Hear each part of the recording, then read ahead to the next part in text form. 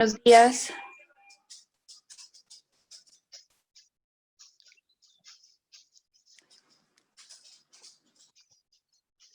Para ofrecerle a la paciente el tratamiento de miomectomía por laparoscopia, siendo una alternativa quirúrgica conservadora y no radical como es la histerectomía que desde hace mucho tiempo se venía proponiendo. Históricamente la clasificación de la miomatosis uterina venía dada por estos tres tipos, que era la clasificación submucosa, intramural y subserosa. La submucosa, la ubicación de los miomas con proyección a la cavidad, la intramural con los miomas presentes dentro de la pared uterina y la subserosa con los miomas proyectados hacia afuera. Sin embargo, teníamos discrepancia y alguna inconsistencia en esa nomenclatura, porque se nos quedaba corto bajo esta clasificación describir los miomas que comprometían los tres planos, por ejemplo. Aquellos miomas en los que tenían componente submucoso, que tenían componente intramural y que tenían componente subseroso. Entonces, con el ánimo de remediar esa inconsistencia en la nomenclatura, la FIGO en el 2014 propone un sistema de clasificación con el fin de abordar las hemorragias uterinas anormales, clasificándolas con este acrónimo de PAN-COIN, que traduce moneda en mano, con el fin de permitir como la fácil mnemotecnia y saber que podemos encontrar etiologías tanto estructurales como orgánicas o funcionales asociadas a la hemorragia uterina normal. Dentro de esas causas estructurales de la hemorragia uterina anormal, tenemos la primera parte del acrónimo, que es el PAM. Ese PAM traduce o nos hace pensar, o lo que nos quiere invitar a que pensemos, es que tenemos que asociarlo o con pólipos, que seguramente la hemorragia uterina normal se asocia a pólipos, o que sea por adenomiosis, o que sea por leiomiomas, que es el tema de nuestro interés en esta charla, o que sea por malignidad. Diferente a la etiología de la segunda parte del acrónimo, que es el COIN, referente a la moneda, en el que se asocia con alteraciones funcionales, como coagulopatía, disfunción ovárica, endometrio, iatrogenia, o pues los no establecidos o clasificados por el momento. Sin embargo, pues la recomendación es que los no clasificados hagamos el estudio posible necesario para poderlos clasificar dentro de cualquiera de las otras etiologías, bien sea estructurales o sea orgánicas. Entonces, en el ítem de leiomiomatosis, en esta propuesta de clasificación de la FIGO del 2014, nos dice, vamos a subclasificarlo en tres tipos. Igual teníamos el submucoso, el intramural y el subseroso, pero adicional nos crea una subclasificación en el cual el submucoso va a estar clasificado en 0, 1, 2. El 0, que va a ser aquel mioma intracavitario pediculado, el FIGO 1, que sería ese mioma intracavitario con menos del 50% de componente intramural de ese mioma, y el FIGO 2 es ese mioma submucoso en el que vamos a encontrar un porcentaje igual o mayor del 50% en la cavidad intramural. La siguiente subclasificación la clasifica como O, de Oder, que va de la 3 a la 8, en el cual hace relación de la presencia de miomas, tanto intramiometriales como subserosos. La clasificación FIGO 3 es un mioma intramural, 100% intramural, sin embargo tiene una pestañita que está contactando con el endometrio, a diferencia del 4, que ya no tiene esa pestañita contactando con el endometrio y es 100% intramural. El 5 va a tener un componente subseroso mayor o igual al 50% en la región intramural, el 6 un porcentaje menor del 50% en la región intramural, el 7 va a ser el análogo del submucoso tipo 0, que sería el pediculado acá intracavitario, pero el 7 sería el pediculado subseroso, y en el 8, en la clasificación FIGO 8, tenemos aquellos miomas que no hacen parte de toda esta clasificación de la 0 a 7, y serían esos miomas en los que encontramos en la región cervical o interligamentario, o lo encontramos como miomas parásitos. Esos miomas parásitos son esos miomas que eventualmente fueron subserosos pediculados, que se desprendieron del útero y se adhirieron a otro tejido en busca de vascularización y crecieron en otro lado diferente al útero. Jenny, ahí me quiero detener un momento porque nosotros tenemos que avanzar un poquito, o sea, nosotros no nos podemos quedar en los conceptos, digamos, clásicos, y después ya lo veremos en endometriosis, lo veremos cuando hablemos de hiperplasia endometrial e histeroscopia. O sea, de verdad, no nos podemos quedar otra vez en esas clasificaciones de hace 30 años de endometriosis submucosa, intramural y subserosa, de endometriosis 1, 2, 3, 4, de hiperplasia endometrial simple o compleja con atipia o sin atipia. O sea, mucha gente trabaja sobre esto. Hay unos artículos muy clásicos, muy importantes, como esta clasificación de Pancoin, que tú la mostraste, y tanto los reportes ecográficos como nosotros es que estamos ante un mioma tipo 3, ante un mioma 3-5, ante un mioma... Ahí está irregular el audio, ya mejor. Se entrecortó. Ahí. Ya, está bien. Bueno, entonces estábamos diciendo en resumen que tenemos que avanzar un poquito en las clasificaciones. Hay unos artículos clásicos, hay una cantidad de clasificaciones que ustedes ven que a veces son poco útiles y muchas veces es el que publicó el artículo solamente para resaltar que se inventó una clasificación, pero ahora la verdad le hace una mínima modificación a la anterior. Pero por ejemplo, esta de la miomatosis uterina, sí tenemos nosotros que necesariamente hablar en un lenguaje. Mira, vamos a operar un mioma tipo 3, vamos a operar un mioma tipo 5, vamos a operar un mioma tipo 7. O sea, avancemos un poquito y no nos quedemos con esos conceptos de estudiante de noveno, de miomatosis submucosa, intramural o subserosa. Y lo mismo lo que les digo, ya lo veremos en endometriosis, ya lo veremos en hiperplasia endometrial. Entonces, yo creo que ya son clasificaciones aprobadas por la FIGO, en la cual tenemos que hablar ese lenguaje. Una ecografía que no les esté ustedes hablando en esta terminología es una ecografía que podemos incluso dudar de su calidad en el diagnóstico, porque obviamente de la par, también quien hace las ecografías, bien sea, como les decía la vez anterior, idealmente ginecólogos con entrenamiento, deben estar hablando este lenguaje. Entonces, avancemos en eso, no nos quedemos otra vez en las clasificaciones básicas, sino esto por ponerle un número. O sea, no es solamente para saber qué es que es un mioma tipo 2 o tipo 3, es porque nos va a cambiar esta clasificación el abordaje quirúrgico. Y eso es lo que a la postre, pues es lo que nos determina la importancia de definir, ¿será que esto lo hago por histeroscopia? ¿Será que mejor lo hago por abordaje laparoscópico? ¿O será que le tengo que hacer mejor y abordaje histerolaparoscópico? ¿O será que mejor me voy vía abierta? O sea, esta clasificación es lo suficientemente útil en estos detalles.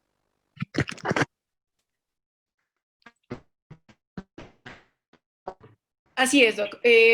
Como dice, pues esa es la importancia, igual ya lo vamos a ver más adelante, según la clasificación, pues tenemos las opciones de las propuestas terapéuticas, sobre todo las quirúrgicas, dependiendo de la ubicación, y es algo que tenemos que tener en cuenta, sobre todo cuando la paciente nos refiere los síntomas, pues lo que yo les decía, uno, clasificarlo según los síntomas, y dos, clasificarlo según el grupo de presentación de la miomatosis, en el cual las hemorragias uterinas anormales con mayor frecuencia se van a asociar a la presencia de miomas en la región submucosa.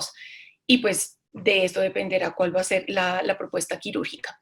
Y tenemos esa tercera subclasificación, que es los miomas híbridos, los cuales relacionan esos miomas con proteínas planos. ¿Me detengo? ¿Sigo? Que se te escucha entrecortada esa parte. Oh, ok, aquí ya mejor. Sí, Jen, mejor. Ya mejor, ya mejor. Les decía que la tercera subclasificación son los leiomiomas híbridos, en los cuales va a tener esa relación, ese mioma va a tener una relación con los tres planos, tanto submucoso como intramural como subseroso. Y la forma en la que tenemos que relacionar va a ser con dos números separados por un guión. El primer número va a ser el porcentaje del mioma que va a estar con relación al endometrio o a la región submucosa, y el segundo número es el que va a estar en relación con la región subserosa. Este es un ejemplo en el cual encontramos un mioma 2, raya 5, en el cual encontramos el 2 que tiene un porcentaje igual o mayor de componente intramural, pero hace parte del grupo submucoso, y además el 5 tiene un componente mayor o igual intramural, pero también es subseroso, o sea que la conclusión va desde adentro hasta afuera, razón por la cual lo que dice el doctor Ramírez, pensar en un abordaje netamente histeroscópico, digamos que no sería la mejor opción ante este hallazgo. Esta es una imagen en la que Sí, encontramos señora. los diferentes miomas. Les recuerdo, por favor, apagar los micrófonos para no tener interferencia con el audio. En esta gráfica encontramos nuevamente pues, una forma tridimensional bajo dibujo en la que encontramos un mioma pediculado subseroso, un mioma pediculado submucoso, los intramurales, netamente intramurales, los que tienen componente intramural y tienen componente subseroso, y aquí les decía los que estarían clasificados como FIGO 8, que serían los cervicales, los intraligamentarios y eventualmente pues los miomas parásitos que se desprenden del útero. En cuanto al diagnóstico, tenemos diferentes herramientas para hacer el diagnóstico de la leiomiomatosis uterina. Tenemos, dependiendo la paciente, según la anamnesis, los hallazgos al examen físico y pues su sintomatología relatada, un esquema de en dónde podrían estar ubicados los miomas, que creo que ya lo he dicho en repetidas ocasiones, y que eso nos podría orientar y nos podría hacer pensar en cuál sería la mejor herramienta diagnóstica para llegar a esa conclusión.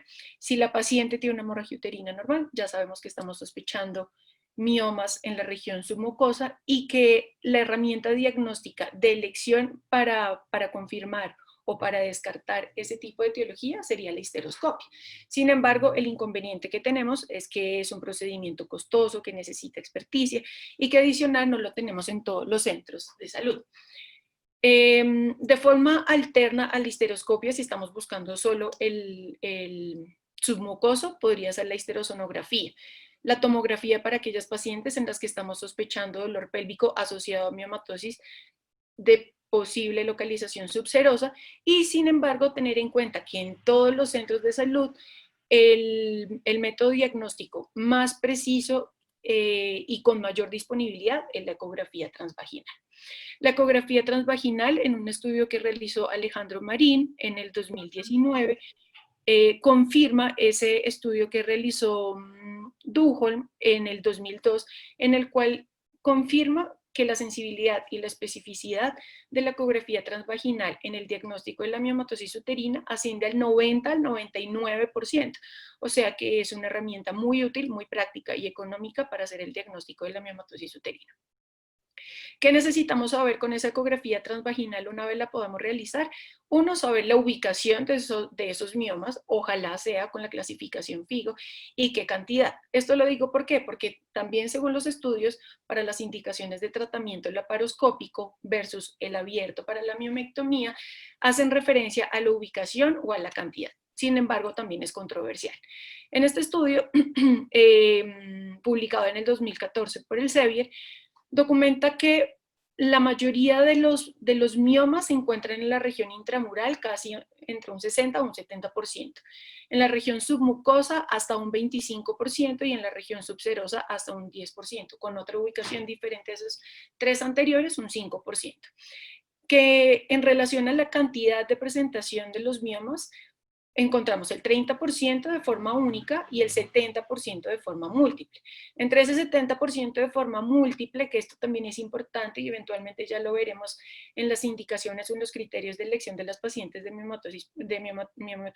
miomectomía por laparoscopia, serían los hallazgos de 2 miomas, 3 miomas, 4 miomas, que corresponderían al 70% de las pacientes. O sea, lo que quiero que quede claro es que cuando vamos a hacer el diagnóstico de las pacientes con miomatosis uterina, el 30% van a presentar miomas únicos, 70 múltiples. Y esos 70 múltiples, 70 van a presentar menos de 5 miomas, que va a ser importante la indicación de la miomectomía por laparoscopia. Y más de 5 miomas sería un porcentaje menor, hacia el 30%. ¿Cuáles son las propuestas terapéuticas? Una vez sospeché la miomatosis, la confirmé mediante ecografía o cualquier otra herramienta que hubiese tenido en la mano. Las propuestas terapéuticas a grandes rasgos se dividen en manejo médico, en manejo quirúrgico y las alternativas no quirúrgicas. Inicialmente, o lo ideal, el primer abordaje en el tratamiento de los pacientes con miomatosis uterina sintomática tiene que ser un manejo médico conservador. En la medida de lo posible que disminuyamos la morbilidad de las pacientes, pero aseguremos que va a presentar una remisión completa, esa es la mejor propuesta terapéutica que le podemos ofrecer a la paciente. Si tenemos refractariedad al manejo médico, bien sea o con tratamiento sintomático para el dolor o por el sangrado anormal, con anticonceptivos, con analgésicos antiinflamatorios no esteroideos, con sistemas intrauterinos de liberación del levonorgestrel, con ácido tranexámico, o etiológicos con análogos de la GnRH, o con los moduladores selectivos de los receptores de progesterona que también están documentados en los miomas. Si tenemos esa refractariedad, tendríamos que pensar en un manejo quirúrgico. El manejo quirúrgico se divide en manejo quirúrgico conservador y el manejo quirúrgico radical. El manejo radical de los neumáticos es y el manejo quirúrgico conservador es una miomectomía por vía. Por favor, cerremos los micrófonos porque si no tenemos mucho retorno y hay interferencia. Gracias.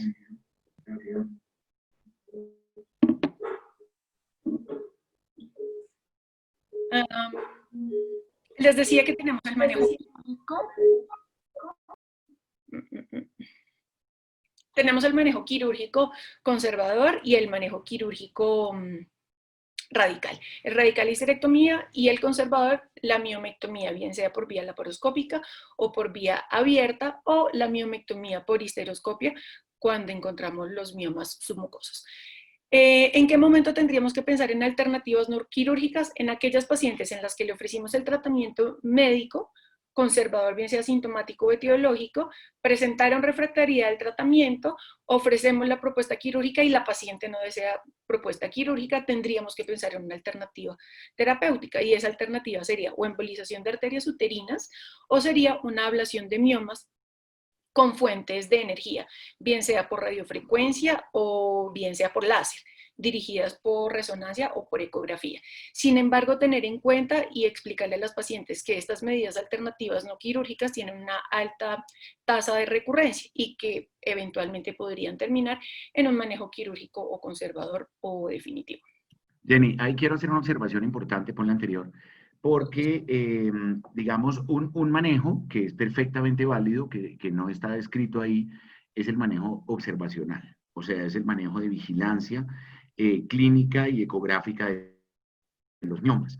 Tú lo pusiste al comienzo, algo que uno de pronto en algún momento dijera, bueno, es como muy básico, pues sí, que los miomas producen hemorragias y que producen dolor, claro, eso lo sabemos de siempre.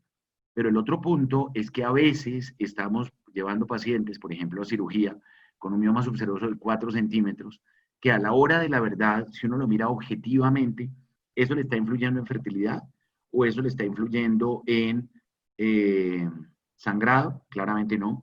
Eso le estará influyendo en dolor, mioma de 4 centímetros tipo 6, si realmente 7 estará produciendo dolor. Entonces, algo que es clave para nosotros entrar a determinar, antes de definir la primera alternativa de manejo, quirúrgica o no quirúrgica, es si amerita algún tipo de manejo este o estos miomas. No son pocas las pacientes que en nuestra práctica dejamos en observación de miomas, pacientes perimenopáusicas que eventualmente están haciendo, por ejemplo, sus sangrados perimenopáusicos normales, esperables, por ya deprivación, las primeras deprivaciones estrogénicas, y que a la hora de la verdad, a veces es muy fácil plantearle a la paciente el tema de, bueno, ¿y por qué de una vez no se hace una histerectomía?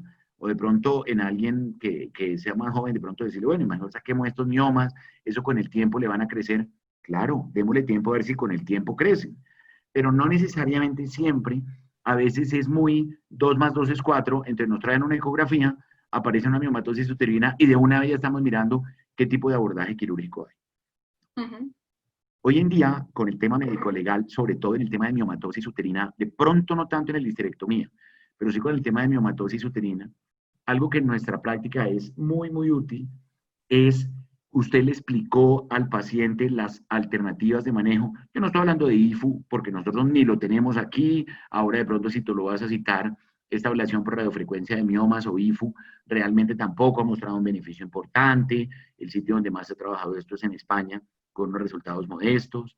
Pero me refiero, usted le planteó al paciente la posibilidad de alternativas de manejo médico, le explicó por qué no embolizarlo, por qué no darle manejo médico, por qué definitivamente hay que llevar al paciente a una miomectomía, perdón la redundancia, una miomectomía quirúrgica, entendiéndose que, si de pronto tú lo vas a citar más adelante, la cirugía en ginecología, y digamos los que son, que ya llevamos varios años en práctica, la cirugía en ginecología que más riesgo de reintervención tiene es una miomectomía.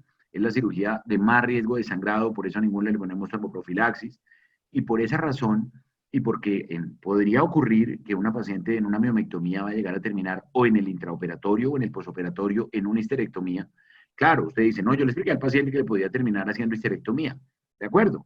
Pero usted le explicó otras alternativas diferentes a la quirúrgica previas al paciente y lo anotó en su historia, lo anotó en su consentimiento informado diciéndole que no es para manejo médico o que el manejo médico ya se lo intentó y no funcionó y definitivamente hay que hacer un abordaje quirúrgico. Entonces yo quiero poner aquí como un semáforo en amarillo.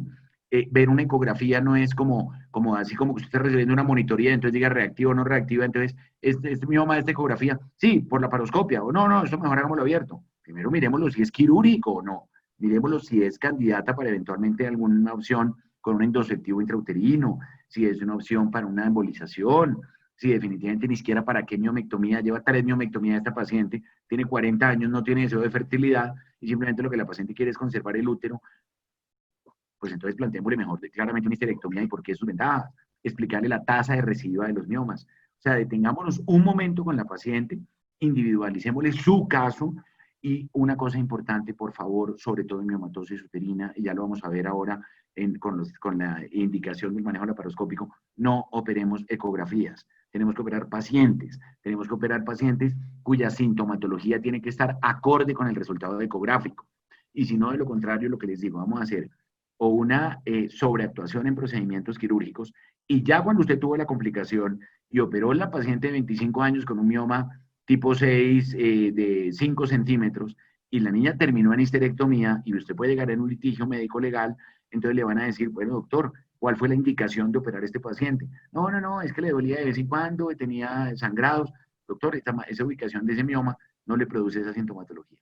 Entonces, la propuesta terapéutica, como tú lo planteaste, es muy amplia, pero detengámonos con cada paciente, individualicémoslo y ofrezcámosle la mejor alternativa de manejo, no necesariamente la mejor alternativa quirúrgica. Siguiente.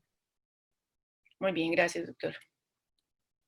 Entonces, ya teniendo una contextualización con esta información global y en general de la miomatosis uterina, el diagnóstico y las diferentes propuestas terapéuticas que tenemos, vamos a entrar en el abordaje quirúrgico, que es nuestro tema a tratar hoy, el cual no hemos empezado.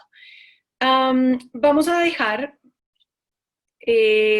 ya definido que todas esas pacientes sintomáticas con alteración de la calidad de vida, en las cuales encontramos sintomatología y asociación con miomatosis endocavitaria, submucosa, tipo FIGO 0, 1 o 2, van a ser manejadas por histeroscopia. Aquí va corriendo un video de una histeroscopia para las personas que no están familiarizadas con este procedimiento. También es mínimamente invasivo. A través del histeroscopio se introduce por el orificio cervical, se llega a la cavidad y se puede resecar a través de resectoscopio, como en el que acabamos de ver, que fue un mioma FIGO 1, y en este que vemos que es un mioma FIGO 0, pero es grande. Se nos dificulta un poco hacer la resección con el resectoscopio, razón por la cual aquí hacen la resección del mioma a través de morcelación. Que esa morcelación, pues básicamente el principio es destruir o fragmentar el mioma para que salga en su totalidad sin ninguna complicación. Entonces ya vamos a dejar de lado la clasificación FIGO 0, 1 y 2 de la miomatosis porque se va para histeroscopia, que es un tema diferente al que vamos a tratar hoy. ¿Qué tenemos en la clasificación de la miomatosis FIGO 3, 4, 5, 6 y 7? Esas clasificaciones o esas ubicaciones de mioma en las pacientes que están sintomáticas refractarias a tratamiento médico conservador, que tienen también alteración de la calidad de vida, y enfatizo en la calidad de vida porque eso lo reportan todos los documentos y en todos los estudios, que una de las opciones o que algo que tenemos que tener en mente nosotros los ginecólogos es la calidad de vida de la paciente para poder ofertar esas medidas terapéuticas, sobre todo quirúrgicas o definitivas, cuando no hay calidad de vida por parte de la paciente y cuando hay refractariedad al tratamiento médico conservador. Va corriendo la miomectomía por laparoscopia, que ya vamos a ir desglosando eventualmente paso a paso, qué se trata cada cosa de la técnica quirúrgica, cuáles son las recomendaciones que hay en la actualidad, cómo se empezó, cómo se generó y pues el debate que hay hasta el momento sobre ese tipo de técnica.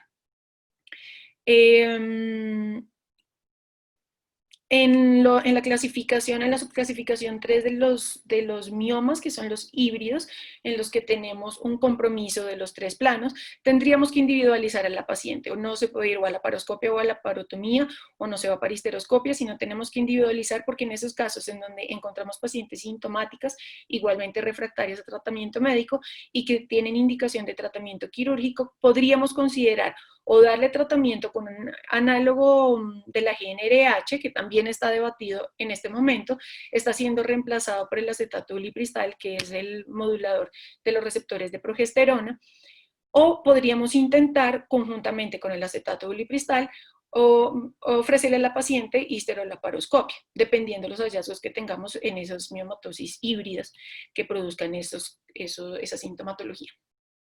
Entonces, el desarrollo de aquí en adelante de la charla lo vamos a hacer con base a un caso clínico redactado por mí, hipotético, en el que les pido el favor nos contextualicemos todos en la miomatosis uterina y no pensemos en diagnósticos diferenciales y por qué no lo hicimos y por qué no le pedimos, no, sino nos vamos a ubicar, o sea, es hipotético y todos digamos que vamos a estar pensando en miomatosis uterina.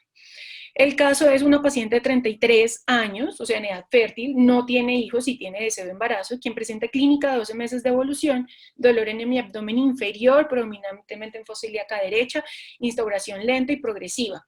Intensidad variable hasta alcanzar 8/10 en la escala análoga visual en los últimos 2 meses, a pesar de los analgésicos antiinflamatorios formulados en la consulta durante los últimos 4 meses.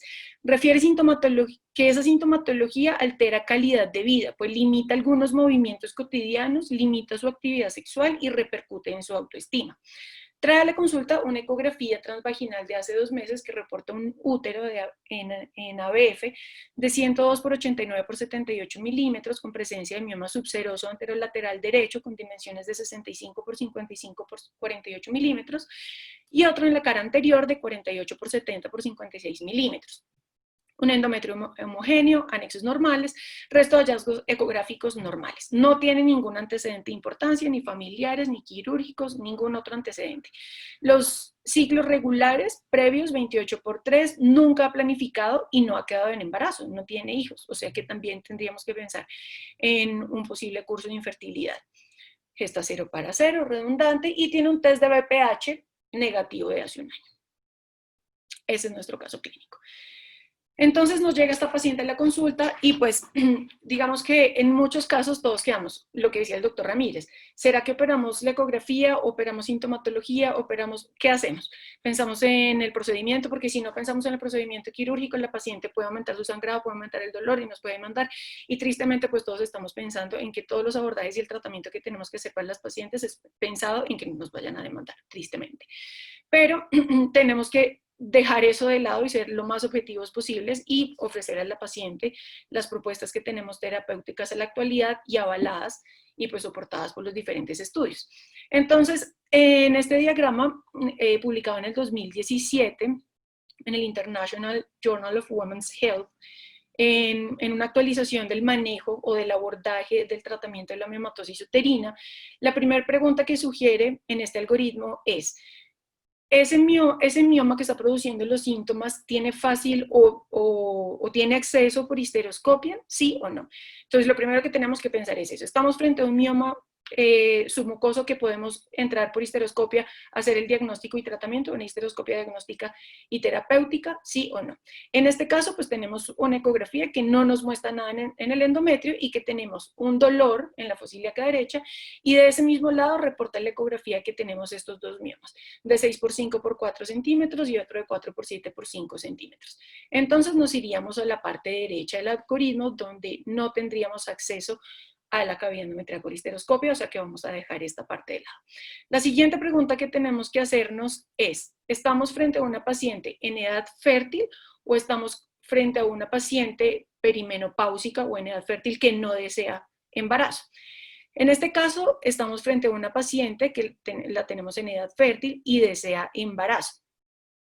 Si no quisiera embarazo, tendríamos que empezar en un tratamiento sintomático, bien sea para el manejo del dolor o de la hemorragia, según las propuestas que tenemos a la actualidad, hacer un seguimiento de 6 a 8 meses si no tenemos resultados, determinar si la paciente es mayor de 48 años, como les decía, hacia los 48 años, muy cercanas a la menopausia, con la depresión hormonal y pues el influjo que tiene sobre los receptores de estrógeno y de progesterona en el mioma. Casi el 90% de las pacientes van a remitir completamente con estas medidas terapéuticas conservadoras. O sea que no tendríamos que pensar en un manejo agresivo quirúrgico o radical, sino que podríamos darle tratamiento, por ejemplo, con el acetato ulipristal y casi el 80 al 90% de las pacientes van a mejorar. Pero si estamos en una paciente que no está buscando embarazo y está en una edad que no es tan cercana a la menopausia, menores de 44 años, tendríamos que pensar en un tratamiento definitivo, porque todavía tiene influjo hormonal, también puede estimular los miomas, el crecimiento y puede hacer una recurrencia en la sintomatología. Entonces, dejando esto de lado, estaríamos para este caso con una paciente en edad fértil que desea embarazo. ¿Qué encontramos en este algoritmo asociado a eso? Podemos encontrar igual los miomas submucosos, que no sé por qué los vuelven a poner aquí, ya habíamos hablado que los submucosos irían acá con la histeroscopia, y los intramurales en los que tendríamos los tipo 3, que son los que están en contacto, una pestañita en contacto con el endometrio, en los cuales podría ser susceptible a tratamiento con ciclo de acetato ulipristal. En algún momento se propuso que fueran 4 ciclos durante 12 meses y que eso permitía la reducción del tamaño del mioma de un 30 a un 50% y reducía también el sangrado. Sin embargo, esto también está discutido. La última propuesta es que para disminuir el sangrado se podría usar solo un ciclo, ya no los 4 ciclos, y que tendríamos que estar pensando en un procedimiento quirúrgico posterior al tratamiento con el acetato ulipristal. En muy pocas pacientes se va a dejar ese manejo médico conservador pues, de uso crónico, sobre todo cuando las pacientes rechazan el tratamiento quirúrgico. Y en esta paciente en el cual tenemos miomas tipo 4, 5 y 6, independientemente pues, del tamaño de los miomas, tendríamos que pensar en si se va a embarazar pronto o si se va a embarazar tarde. Si se embaraza pronto, necesitaríamos pensar en un abordaje quirúrgico mínimamente invasivo que tenga menos riesgo, como lo es la miomectomía por laparoscopia, y ya vamos a ver qué evidencia tenemos frente a eso. Si es un embarazo que va a ser a más de 2 años o 3 años o 4 años, se prefiere dar tratamiento médico inicial y postergar el tratamiento quirúrgico por la tasa de recurrencia que presentan los miomas y pues la mayor complicación que vamos a tener al momento de un embarazo posterior con más de 2 o 3 cicatrices en reintervenciones quirúrgicas. Entonces ya estamos contextualizados en este campo, ya estamos pensando en que estamos en esta categoría de paciente y que ella posiblemente sería una candidata a la laparoscopia, a miomectomía por laparoscopia. Jenny, pasa un momento lo anterior, quiero detenerme un poquitico en lo del tema del manejo médico. Nosotros hace muchos años, cuando aparecieron los análogos de GnRH, nos salieron con 2 indicaciones muy puntuales. Uno para el manejo de endometriosis, que en esa época lo llamábamos endometriosis severa o endometriosis 3-4, y también para manejo preoperatorio de miomatosis uterina. El manejo preoperatorio de miomatosis uterina se le desvirtuó muy rápido, casi ya para el año 1998, empezaron a aparecer una cantidad de publicaciones en que decía que los análogos de GnRH, si bien sí podrían llegar a disminuir algo el tamaño del mioma, de pronto un 20, un 30%, que a la hora de un mioma de 6 centímetros, que se reduzca a 4 o 5 centímetros, pues no es ninguna ganancia real. Lo importante sería un mioma que le redujera uno más del 50% con un manejo médico que no se ha descubierto ese medicamento todavía. Pero en el escenario de los análogos de GnRH, así como llegaron, así de rápido los dejamos de utilizar en el manejo preoperatorio de miomectomía por laparoscopia, porque la utilización, lo utilizábamos tal vez 1 o 2 meses preoperatorios, hacía una disminución del tamaño, pero exactamente dañaba el plano de clivaje y producía una degeneración hidrópica de esta cápsula del mioma.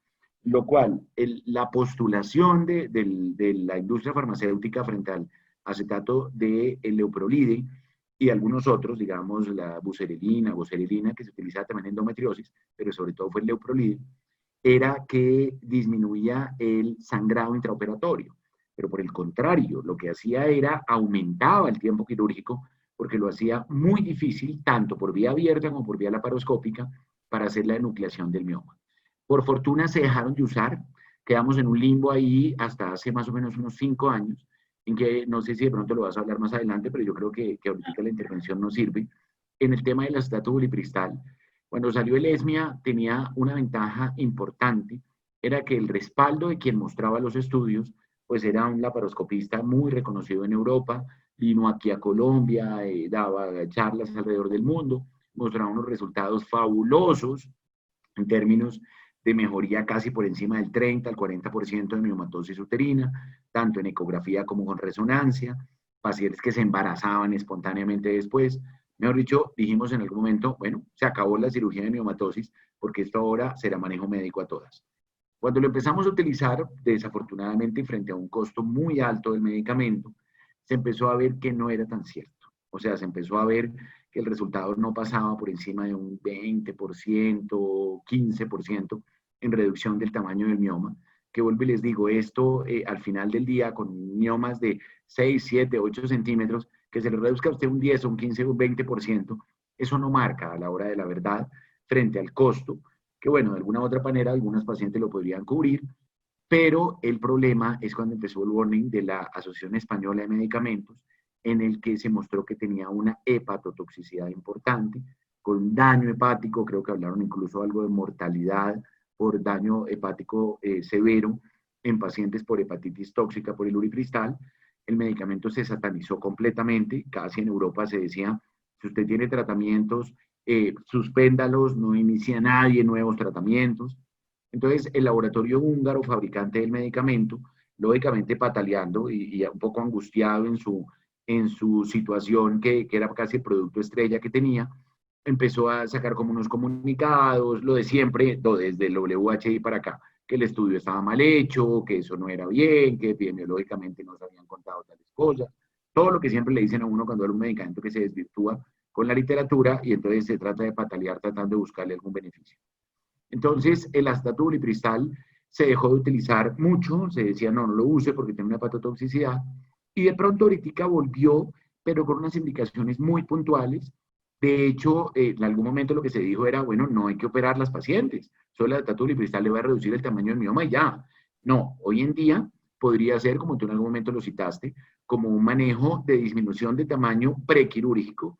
A diferencia del Leuprolide, no daña el plano de clivaje. Las pacientes que hemos operado que han recibido dosis de ulipristal no les daña el plano de clivaje, reblandece un poco el mioma, pero no lo hace quirúrgicamente más difícil. Y de pronto, para mí, una de las pocas indicaciones en la actualidad es la que tú mostraste, la de pacientes perimenopáusicas que de pronto realmente no se quieren operar y que uno podría ofrecerle esta ventaja como para controlar un poquito del sangrado y habría uno que discutirlo con el paciente frente a la utilidad de utilizar un endoceptivo de levonorgestrel. Pero realmente, a mi modo de ver, no sé si de pronto hay algún comentario en todos los que estamos presentes hoy, pero yo no le he visto un beneficio mayor. Podría llegar a servir, como les digo, en disminución algo del tamaño del mioma, pero que realmente yo les diga, mira, es que hay un grupo de pacientes importante para estatus cristal, realmente no. Y de hecho la recomendación hoy en día es dar uno o tal vez 2 ciclos máximo, que realmente lo que les digo, eso tampoco va a marcar una diferencia importante. Siguiente.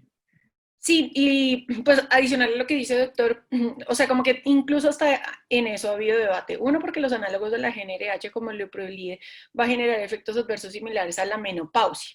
Y el acetato ulipristal también asociado a la hepatotoxicidad. Entonces, como que también hay controversia. Igual lo voy a citar un poco más adelante, sobre todo en el manejo preoperatorio, cuando ya vamos a empezar a tratar a la paciente y ya es candidata a la miomectomía por laparoscopia. Ahí se discute sobre el tratamiento preoperatorio con el acetato de ulipristal o con los análogos de la GnRH. Sin embargo, pues lo que dice, en algunos estudios dice que se beneficia porque reduce hasta un 50% el tamaño y uno podría pensar como genial, porque si tenemos un mioma de 10 centímetros con acetato de ulipristal, lo vamos a reducir a 5 centímetros, pues genial, pero en realidad lo que se ha reportado en la mayoría de estudios es que la disminución del tamaño no es tan importante, que si acaso llega a un 30%, una reducción de 1 o 1.5 centímetros aproximadamente del diámetro del mioma, pero no es más allá de ese tamaño. Entonces, nos quedamos después de esto frente a la duda, bueno, listo, la paciente ya es laparoscópica, en este caso clínico que tenemos que ya les presenté, decimos es una paciente que ya presentó refractaria a tratamiento, está en edad fértil, seguramente está infértil por alguna otra causa que no hemos estudiado, pero pues en el contexto del caso clínico que tengo para hoy, tenemos que pensar en que la paciente va a ser candidata a un tratamiento quirúrgico conservador, porque necesitamos conservar su fertilidad. Entonces pensamos y viene la pregunta, ¿qué hacemos? ¿Laparoscopia o laparotomía? Porque si la laparotomía es más fácil, hay más experiencia, más médicos entrenados, dura menos tiempo, es menos complicado, es de menor costo, ¿por qué no siempre escoger la laparotomía? ¿Y por qué tener en mente la laparoscopia? Entonces nos quedamos ante esa duda. Para resolver esa duda, les voy a presentar a lo largo del tiempo lo que ha pasado, los 4 artículos más importantes sobre la comparación de laparotomía versus laparoscopia. Este primer artículo fue un artículo publicado en 1998. Es un estudio publicado por la Sociedad de Ginecólogos de Canadá, en el cual incluyó estudios desde las miomectomías hechas por laparoscopia y por vía abierta desde el año 79 hasta el año 97. Encontraron que de las miomectomías por laparoscopia se habían realizado 549 procedimientos y de las miomectomías abiertas se habían realizado 239 procedimientos. Cogieron esos estudios, sin embargo, no es un estudio importante y no tiene un resultado estadísticamente significativo porque se perdieron muchos datos. Sin embargo, lo que quiero mostrar con este artículo es que a pesar de ser viejito, ya se tenía en cuenta la comparación de, bueno, cuáles eran los beneficios de la laparotomía versus la laparoscopia. Y lo que aquí más o menos se presume es que la duración del procedimiento de la laparoscopia versus el resultado abdominal en la miomectomía abierta es mucho menor que en la laparoscopia, que la pérdida de sangre estimada en la miomectomía laparoscópica es menor en comparación a la miomectomía abdominal y que la estancia hospitalaria en promedio de la laparoscopia sería 1 o menos de un día, o incluso no habían datos. Aquí la estancia hospitalaria, como se dan cuenta, solo lo reportan en 2 estudios que son 4 y 5.6 días. Entonces ahí concluye vagamente, no, lo que les digo no tiene una significancia estadística, en la cual podamos concluir que definitivamente a partir de este artículo ya se sabe cuáles son los beneficios de la laparoscopia. Sin embargo, aquí ya nos deja en mente que sí se demora menos la miomectomía abierta, pero que sí reduce el sangrado y la estancia hospitalaria la laparoscopia. Esa fue la conclusión básicamente de ese artículo. En este siguiente artículo tenemos un metaanálisis dirigido por el grupo chino, por Chun Jin, en el que compara un metaanálisis, en el 2009 lo publica, analizan una serie de 6 estudios, todos similares, con 576 pacientes, en las cuales en estos 6 estudios reporta en el año de 1996, compara la miomectomía por laparoscopia versus abierta de 20 pacientes, o sea, un grupo pequeño. En este estudio del 2000 compara 66 por laparoscopia y 65 por vía abierta. En el 2006, 74 y 74, y como se dan cuenta, todos son grupos pequeños para poder sacar una conclusión definitiva. El seguimiento también varía, uno fue a 6 meses, otro fue a 52 meses, otro a 40 meses y otro a 12 meses, y el promedio de edad, digamos que sí se mantuvo, todas estuvieron en edades fértiles, el promedio de los tamaños de mioma también se mantuvo en promedio, y junto a la ubicación de la localización de los miomas, bien sea subserosos o intramurales. Encontraron disminución de la hemoglobina en algunos estudios. En algunos estudios se encontró una disminución de la reducción de la hemoglobina y de la estimación del sangrado en la laparoscopia versus la miomectomía abierta. Encontraron disminución del dolor de la laparoscopia versus la miomectomía en la mayoría de los estudios. Sin embargo, lo que les digo, pues no es estadísticamente significativo porque la muestra es muy chiquita y además se hace un seguimiento completamente heterogéneo con diferentes meses en los que no se puede concluir. Este es el forest plot de este metaanálisis en el que nos compara el descenso de la hemoglobina, que si bien vemos el resultado combinado significativo a favor de la laparoscopia con el descenso de la hemoglobina, vemos las pérdidas de sangre también a favor de la laparoscopia en este resumen significativo, y en este último encontramos la intensidad del dolor también a favor de la laparoscopia, o sea que pareciera con estos tres forest plot que sí hay una mejoría o que sí hay un beneficio de la laparoscopia en comparación con la laparotomía. Aquí encontramos, no sé qué pasa, aquí encontramos el tiempo operatorio, en el cual encontramos en este forest plot que el resultado combinado significativo va a favor más de la miomectomía abierta, y de las complicaciones, de las diferentes complicaciones, pues parecería que tiene una significancia, pero igual, teniendo en cuenta solo 5 artículos, que sería a favor de la laparoscopia. Pero hasta ahora, con los pocos estudios que tenemos, pues sigue ganando la laparoscopia en comparación con la laparotomía.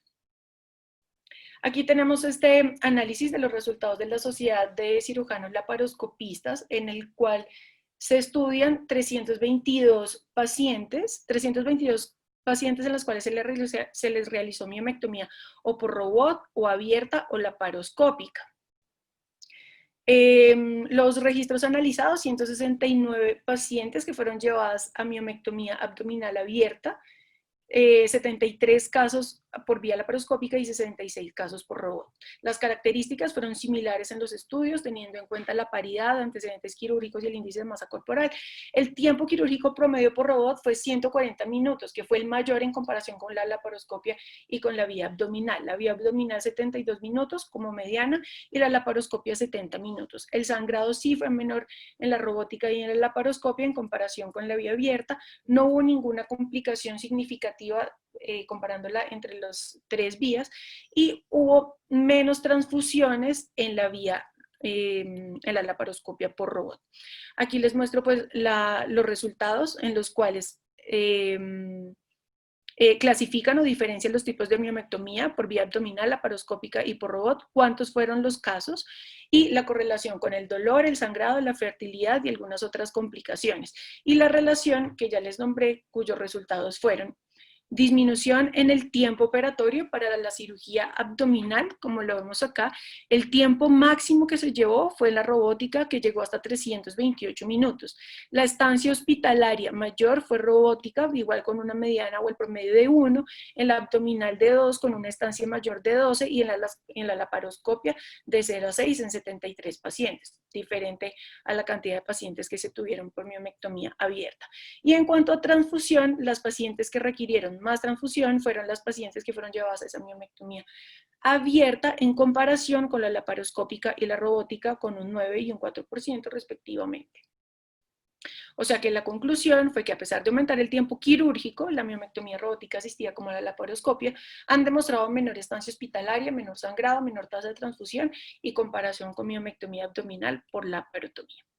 En esta revisión de Cochrane se toman 9 estudios para poder ser llevados a metaanálisis. Son 9 ensayos controlados aleatorizados que permiten hacer ese desarrollo analítico, y en estos metaanálisis nos muestra varias cosas. Uno, tener en cuenta que no es concluyente, que son muy pocos estudios para entrar en un metaanálisis, son apenas 9. Lo ideal sería tener mínimo 50 estudios para poder entrar en un metaanálisis y hacer una conclusión definitiva. Sin embargo, pues tenemos 9 ensayos controlados aleatorizados que permitían este estudio, y encontramos que la miomectomía abierta versus la miomectomía laparoscópica parecía tener un beneficio a favor en estos 2 estudios.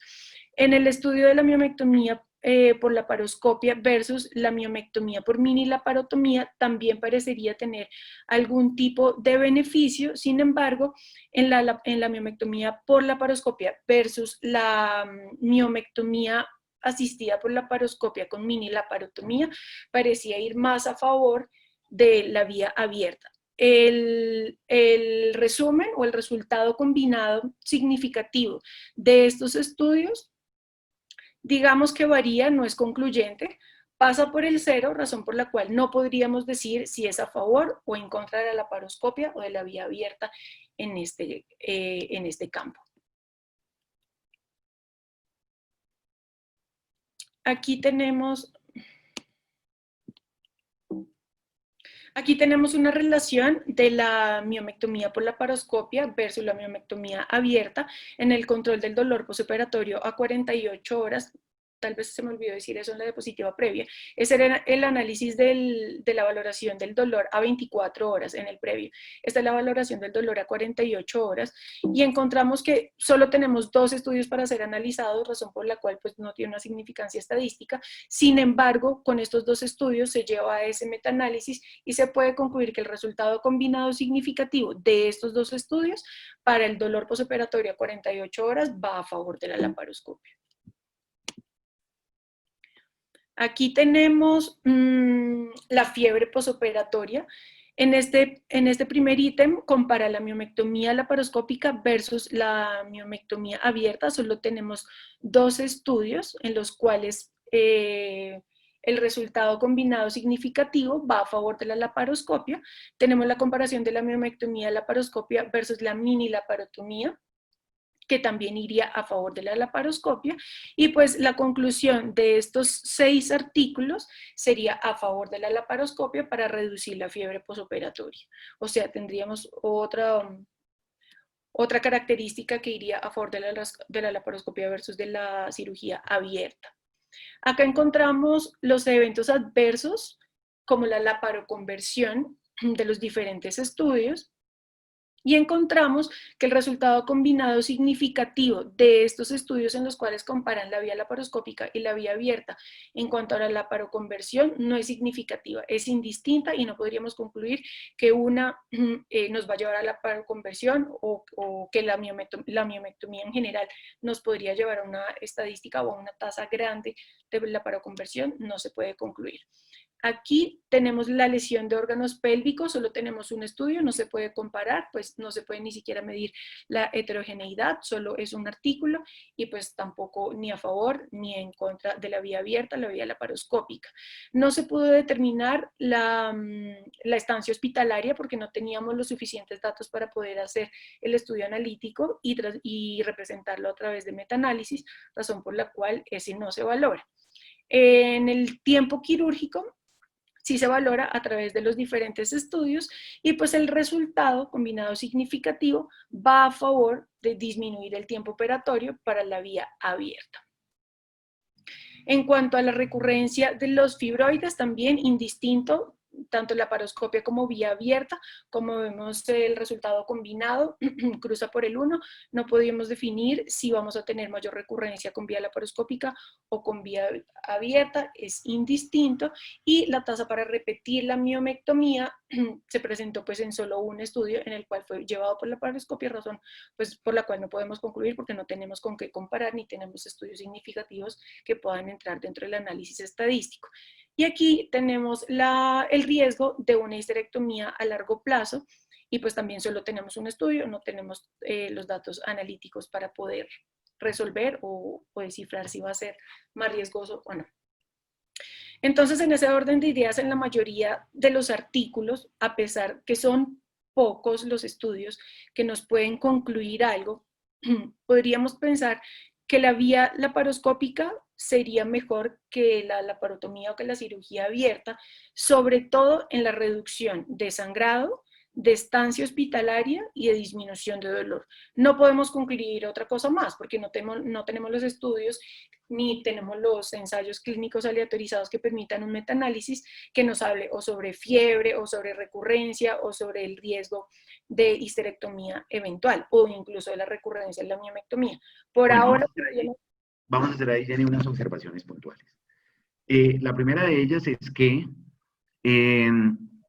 yo ahora lo estoy diciendo en la mayoría de las charlas siempre, y ustedes me lo habrán oído en todas las exposiciones, en todas las presentaciones, que nosotros deberíamos dejar un poquitico esto de que yo soy ginecólogo laparoscopista y yo soy de piso pélvico y entonces yo todo lo hago por piso pélvico, yo saco úteros de 1,5 kg por vía vaginal y el otro dice, no, yo saco 17 miomas por laparoscopia.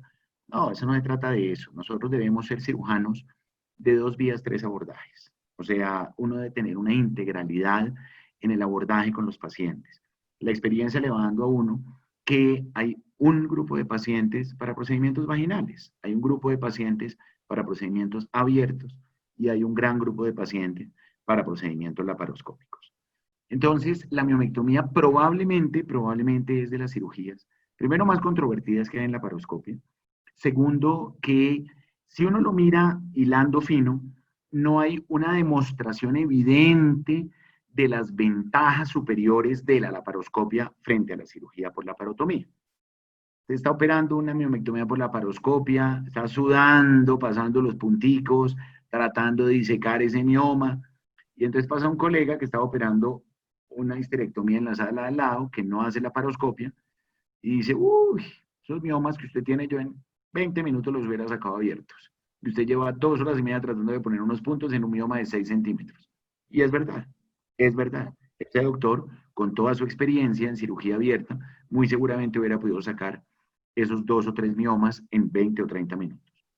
Entonces, definitivamente la miomectomía por laparoscopia, si uno entra a mirar las variables, y eso después nos tendremos en el tema de histerectomía con mucho más detalle, si uno mira, es una técnica quirúrgica que requiere un entrenamiento grande en suturas.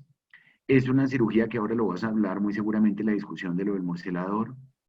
Es una cirugía que a la hora de la verdad, si ustedes lo miran realmente, ¿cuántas miomectomías de ustedes han terminado realmente transfundidas? Que se han anemizado 1 o 2 gramos de hemoglobina, es cierto. Y que de pronto usted le terminó dando salida al paciente con 8 o 5 de hemoglobina. Pero ¿cuántas realmente las ha transfundido? Y las que ha transfundido, pues en ese sentido tampoco les ha pasado nada por la transfusión. Entonces, a la hora de la verdad, los críticos de la miomectomía por laparoscopia le dicen, mire, usted está haciendo 3 o 4 puertos, umbilical, un par de puertos laterales, un puerto ahí de 10 milímetros a un lado, de pronto termina siendo hasta un suprapúbico. Para una paciente que usted quiere hacerle una preservación del útero para deseo de fertilidad, y dentro de un año la paciente se le embaraza y le está haciendo una cesárea. Esa misma cesárea, esa misma incisión de Fanestil, esa misma mini laparotomía, se la hubiera podido hacer abierta para la extracción de este mioma.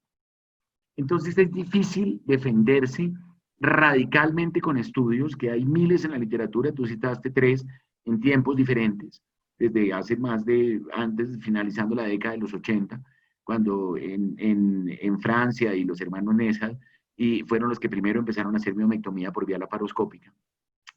Pero no es una cirugía que tenga una contundencia en las ventajas de hacerlo por vía laparoscópica, como los sí lo tienen en cirugía de la endometriosis, la histerectomía, bueno, muchas otras cosas y por las cuales todos estamos sentados un sábado aquí hablando de laparoscopia. Pero en miomectomía por laparoscopia podemos hacer nosotros mismos un análisis crítico. Yo no he encontrado un estudio en la literatura, uno, que me muestre las ventajas reales de hacerlo por robótico que por laparoscopia. Pues saquemos la vía, porque la vía robótica, ni tenemos robot, ni tenemos un sistema de salud que nos soporte un robot, y aparte de eso no existe ninguna ventaja importante, ni intermedia, ni mínima, entre hacerlo por robótico o hacerlo laparoscópico. María Fidela Paraíso de la Cleveland Clinic dijo en algún momento que la robótica tenía unas ventajas sobre las diferencias, perdón, las ventajas. La diferencia entre la cirugía robótica frente a la laparoscópica es que la robótica tenía más costo y más tiempo quirúrgico. Y más por la vestida del aparato, todo. Entonces, que no tenía ninguna, que ella no le veía ninguna ventaja en la Cleveland Clinic de Ohio, ninguna ventaja hacerlo por robótico que hacerlo por laparoscopia. Entonces, yo creo que aquí nos podríamos centrar mucho en el tema laparotomía versus laparoscopia. Quiero hacer una observación importante antes de que empiece a hablar ya del tema de la laparoscopia, sobre todo en aras del tiempo. Lo primero es, no es cuántos miomas yo soy capaz de sacar por laparoscopia. No, no es esa la discusión. Entonces, si yo a esta paciente con 7, 8 miomas, yo me le mido, ustedes siempre han tenido un profesor que dice, yo a una paciente le saqué una vez 53 miomas abiertos. Aquí no se trata de competir en número de miomas, sino trata de cumplir unas indicaciones muy precisas en la miomectomía por laparoscopia.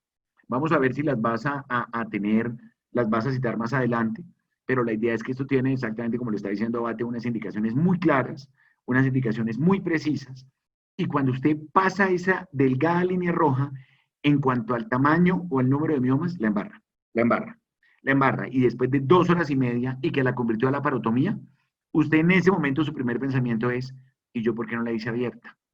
Entonces, la idea, ojo con esto, no es cuántos miomas yo soy capaz de sacar. ¿Me están oyendo? Sí, señor. Bueno, me sacó la imagen. Sí. Allá. Entonces, no cuántos miomas yo soy capaz de sacar, Jen, sino, comparte por favor, la pantalla. sino cuántos miomas tienen una indicación, según la literatura, según todos los estudios, para definir si esta paciente es por vía laparoscópica o es por vía laparotómica. Son muchas las pacientes que tienen una indicación por laparoscopia, pero hay algunas muy precisas que usted debe abrirlas y usted simplemente se la remitieron para una laparoscopia y usted le dice, señora, no, su vía no es laparoscópica. Usted tiene un número de miomas, un tamaño de miomas que no es seguro para usted hacerle este procedimiento por vía laparoscópica. Toca abrirla. No, doctor, es que me mandaron con usted. Toca abrirla. O sea, tiene unas indicaciones muy precisas. Entonces, sigamos, entremos ya directamente, ya muy puntual al tema de esas indicaciones. De pronto ahí tienes videos para mostrar, pero el mensaje claro es ese. O sea, usted solamente con la clínica, examinándola, no le eche la culpa a la ecografía cuando en el momento de la laparoscopia vio que tenía más del número de miomas que usted esperaba y le tocó el laparo-convertirlo. Examínenla bien. El examen ginecológico, el tacto vaginal, usted de entrada, la experiencia le va dando y usted dice, no, esta paciente no es para la laparoscopia, esta paciente mejor hacerlo abierto. O esta paciente definitivamente sí cumpliría los criterios para entrarlos por vía laparoscopia.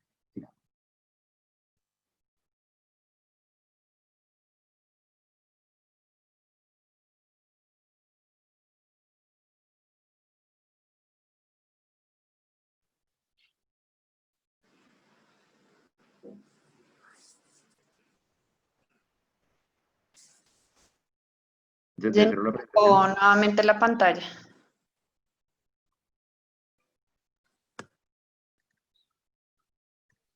¿Verdad que no tienes audio? Ya, aló. Que no sé si esa mía es la única que está sacando de la plataforma, o sea, no sé si es mi conexión a internet o si No, no, es... ya estás ahí, pásala ya que ya estás ahí. Sí, sobre lo que estaba diciendo el doctor Ramírez, igual ya en los criterios de clasificación para saber a qué paciente voy a llevar por miomectomía por laparoscopia, ya vamos a hablar un poco más sobre eso. Sin embargo, voy a tratar de agilizar con el fin de resolver esas dudas.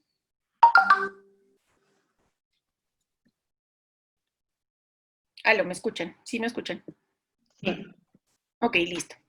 Entonces, tendríamos, con base a esos estudios que seguimos haciendo algo tedioso, pues porque son muchos estudios, hay que hacer el análisis y pues no tenemos todos los datos para llegar a una conclusión definitiva y saber si es mejor una o la otra, en qué aspecto, en qué mejoraría pues el abordaje quirúrgico.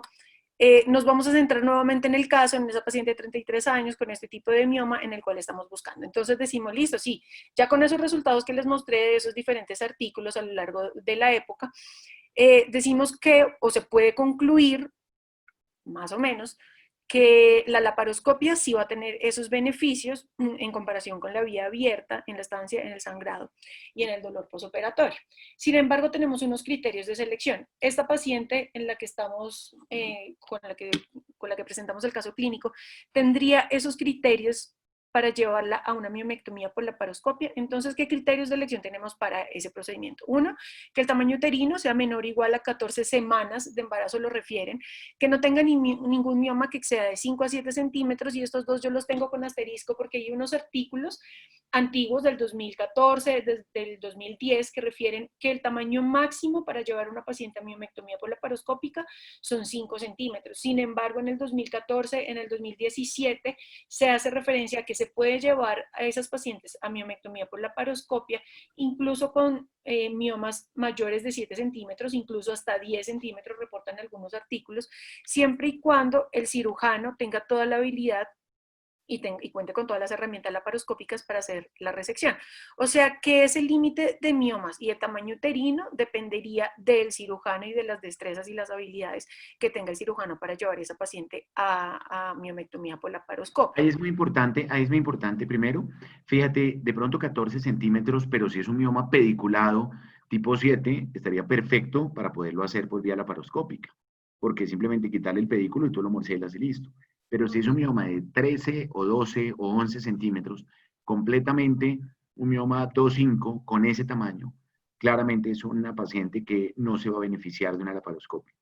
El, el, el, eh, la Sociedad Española de Ginecología, ellos ahí hacen una revisión muy grande en un artículo tal vez reciente, de unos 3 o 4 años, en el cual muestra que ellos le ponen un límite de tamaño 12 centímetros para el mioma único y un número de miomas, cuando ya estamos hablando no de mioma único, sino de miomas múltiples, más de 3 miomas que no superen 4 centímetros. O sea, si los 3 miomas no superan 4 centímetros, estaría dentro de las indicaciones para elección por laparoscopia. Ok, esa duda la tenía y quería que me la aclarara doctor Ramírez, porque en esa revisión de Alejandro Marín, que está acá referenciada al final, que es propuesta el año pasado, de hecho, en el que hacía una revisión de los abordajes quirúrgicos comparándolos con la mini laparotomía, ahí vuelven y hacen énfasis y resaltan que se pueden incluso operar miomas hasta de 10 o 12 centímetros y que el útero no importa si es mayor a 14 centímetros o 14 semanas, que podríamos usar un abordaje y que tendríamos que tener la precaución al momento de insertar el trocar principal, no hacerlo transumbilical, sino tener una altura mayor, o sea, puede ser entre la apófisis sifoides y entre el ombligo, o usar el acceso en el punto de Palmer. Sin embargo, para mí, y con base en lo que yo revisé, no encuentro la conclusión y en general lo que dicen es que eso va a depender del cirujano. Entonces, pues me queda como la duda de, o sea, si encuentran un mioma de 15 centímetros y No, otro. depende, claro, independientemente de la habilidad del cirujano, tiene que estar dentro de unas indicaciones. Vuelvo y te digo, si es un mioma, que hay unos artículos franceses que te dicen que el mioma la emite máximo 9 centímetros para un mioma único, y ojo con la localización. No es lo mismo que ese mioma único sea un mioma completamente subseroso externo, a que sea un mioma con un componente intramural mayormente, o que no sean 3 miomas más de 4 centímetros. Pero claro, la mamectomía laparoscópica per se implica de todos modos, cuando alguien va a hacerla, implica que tenga una destreza en la laparoscopia, un entrenamiento grande, porque precisamente lo que les digo, eso es lo que también va a cambiar mucho, la tasa de laparoconversión.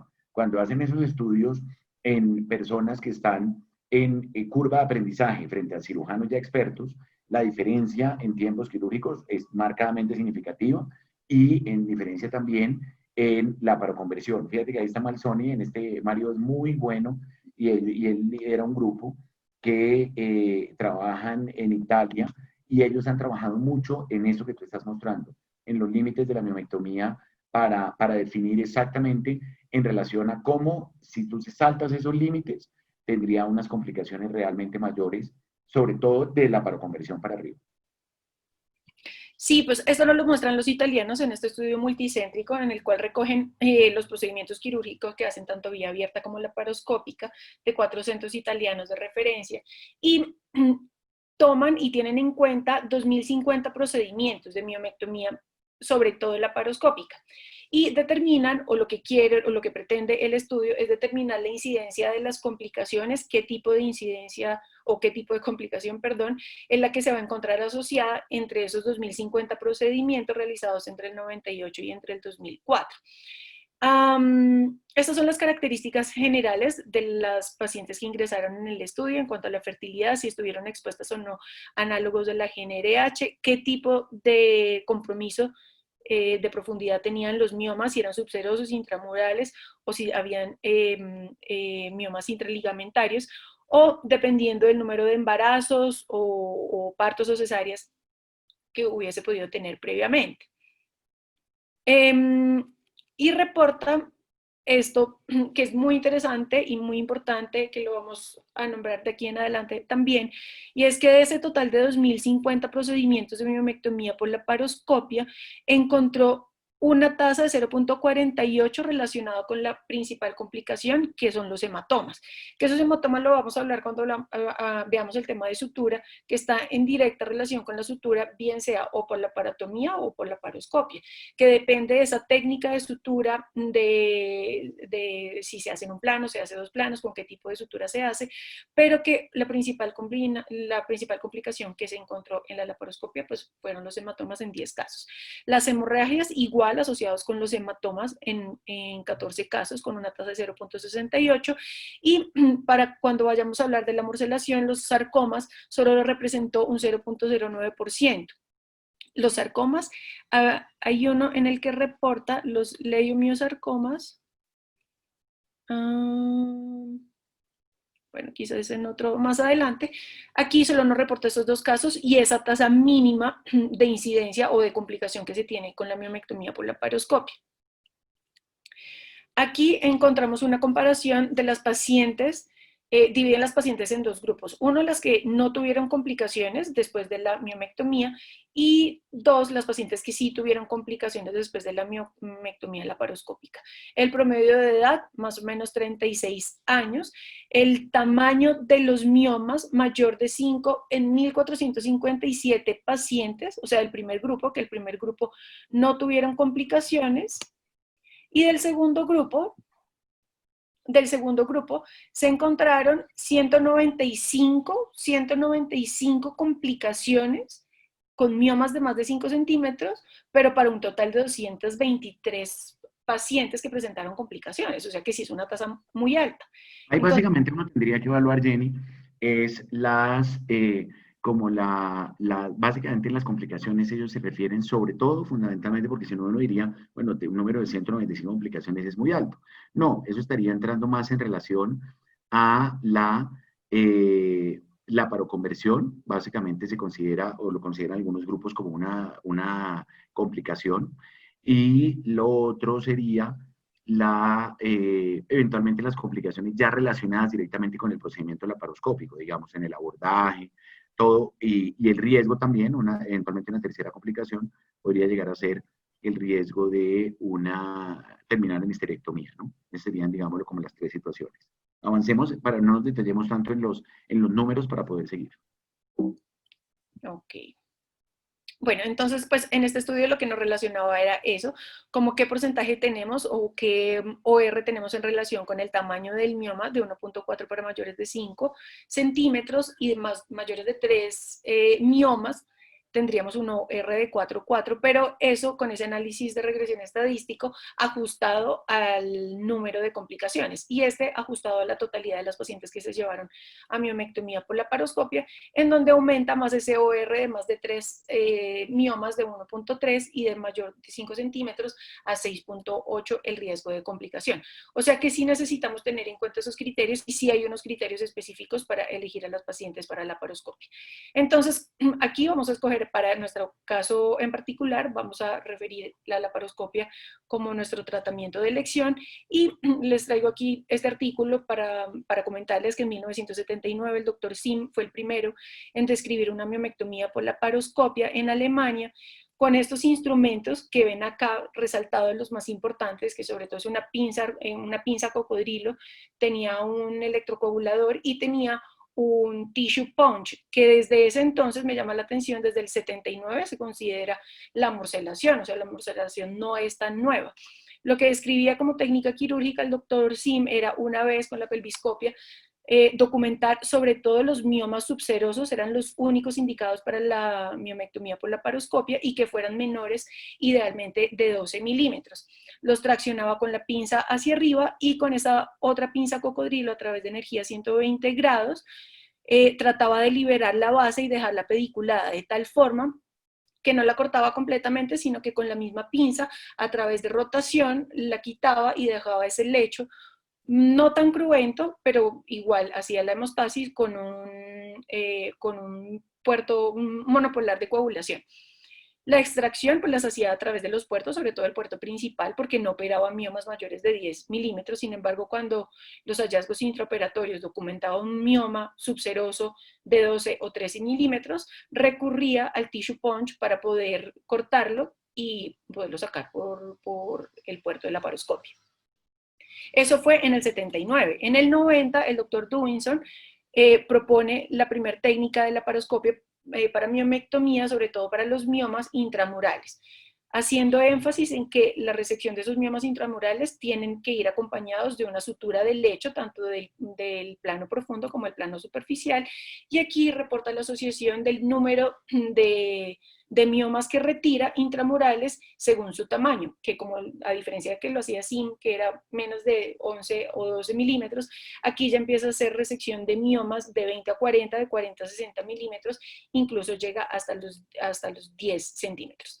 Esa técnica quirúrgica descrita va a tener estos componentes principalmente: un manejo preoperatorio, un manipulador uterino, que es el que nos va a permitir fijar el mioma al momento de hacer la enucleación, o nos permite manipular el útero para exponer de mejor forma los miomas en los que no están en una localización de fácil disección.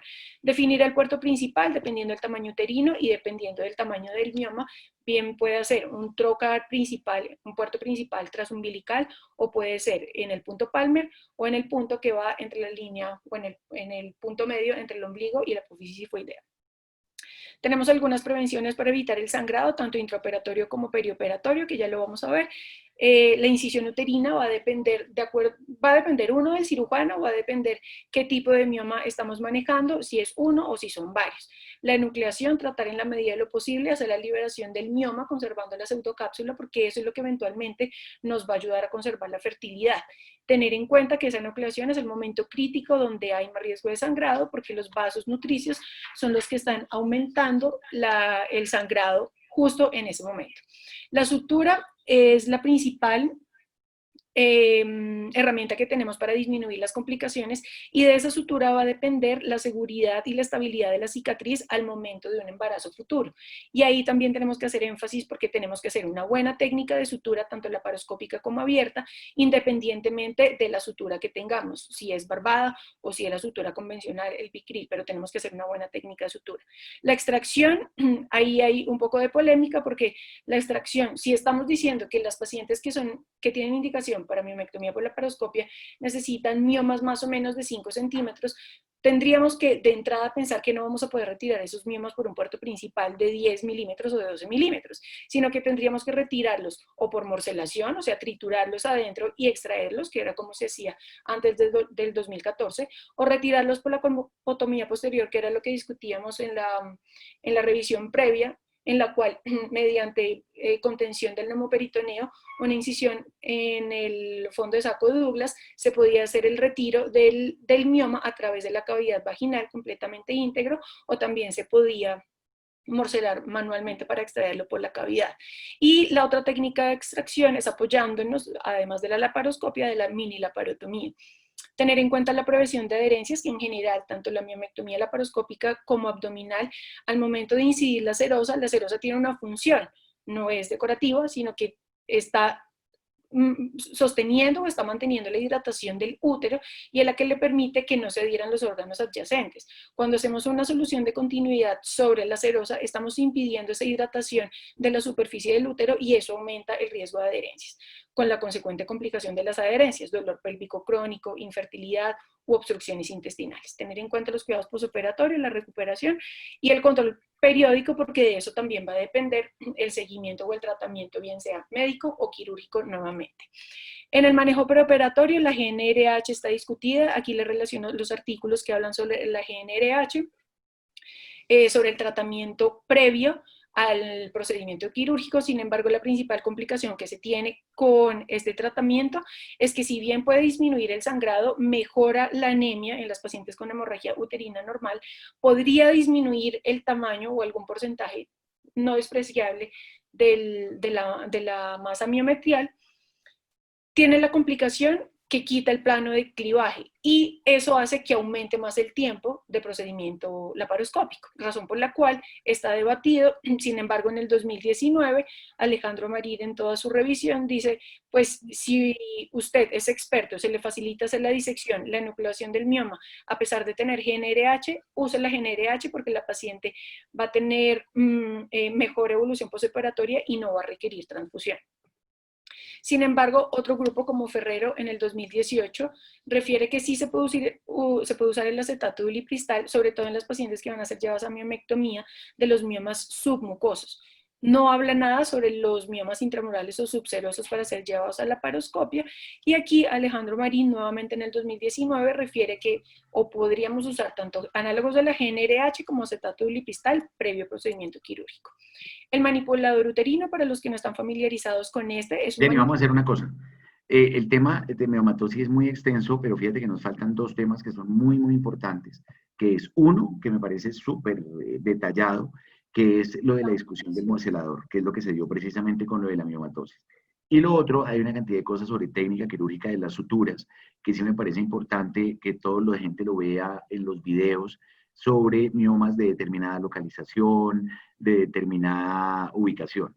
Como llevamos hora y 30, entonces quería plantearles si nosotros, para no alterar nuestra secuencia de los seminarios que ya están con fechas y están citados, y son martes, jueves y sábado, si podemos reunirnos el lunes a las 10 de la mañana, o si quieren en la tarde, como lo consideren un poco mejor, bueno, a menos que mañana quisieran, como, no sé, es domingo, pero ahora todos los días da igual, para ver si, creo que con 45 minutos más, pero en este tema que es tan importante, lo podríamos plantear.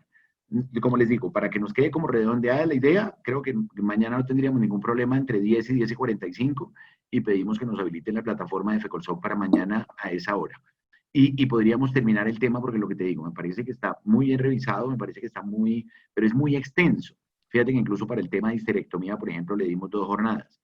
Entonces, sobre todo que quiero detallar mucho la parte que discutirlo de utilizar o no antiadherentes, cuándo utilizar manejos intraoperatorios para disminuir sangrado. Entonces, no sé si les parezca mejor que lo hagamos mañana de 10 a 10 y 45 o lo dejamos para el lunes, porque igual como el martes tendríamos otro seminario. Entonces, para ver si les parece que lo hagamos mañana a las